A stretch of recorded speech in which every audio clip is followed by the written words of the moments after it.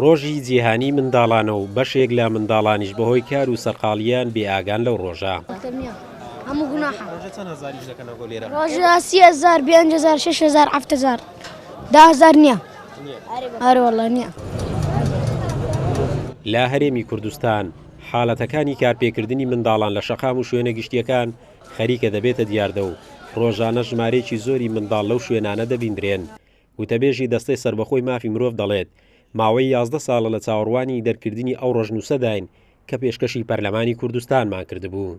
ڕاشنوێسێکی پێش 11 ساڵای هاتێ نەوێسینی بۆ پەرلەمانی کوردستان هێناردی بۆ هەندێک و گریدایە مافێ زارۆکەوە بۆ پاراستنا مافێ زارۆکانە حتانوکە ئەو یاسا پەسەند نەبیە هێوی دارین ئەو یاسا بێت پەسەندکردنە بۆ هەندێک و بشێن مافێت زارۆکە دروست بکەن بکو بگەنە مافێتخوا و مافێوانە پاراستی بێت دڵچارچێوێ ئەوێ یاسایەدا.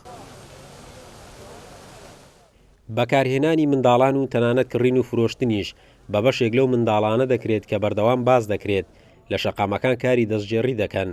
ڕێکخراوی منداڵپارێزی کوردستانیش وە خۆیان دەڵێن لە ڕێگەی بەرنامەیەکەوە کار بۆ هۆشیاری خێزان و کۆمەلگا دەکەن و لە شارەکانی هەرێمی کوردستانیش ئێستا لە قۆناغی جێبەجێکردندایە کارەکانیان.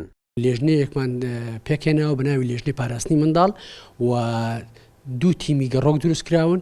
ئەو تیمانە بە هاوبەشی لە نێوان پۆلیسی ڕێککاری و پۆلیسی نێوجەوانان و توێژرانی کۆمەڵایەتی کە لە ڕێکخراوی منداڵپارێزی کوردستان دەستە بەرکراوە و ڕەسد و متابعە و یاخود باوەڕێن دەستنیشانکردن و بەدەداچن بۆ ئەو منداڵان دەکەن کە لە ترافیکەکانن ئیستیغلال دەکرێن بەکاردەهێنرێن و ئەو پرۆژێ تەنها ئیلا دەستنیشانکردن و بەدۆداچوون نییە بەڵکو هەڵمەتی هوشیاریشی لەگەڵدایە. با جۆرەی یاسا لە عێراق و هەرێمی کوردستان نابێت منداڵانی خوار تەمەەن 15 ساڵ کاریان پێ بکرێت، بەڵام بەهۆی خراپی ڕۆژی ئابووری و داهاتی خێزان ژمارەیەکی زۆر لە منداڵان لە شەقام و شوێنە گشتیەکان کاری جیاواز دەکەن. قارەمان زۆهر، کورسات نیوز، هەولێر.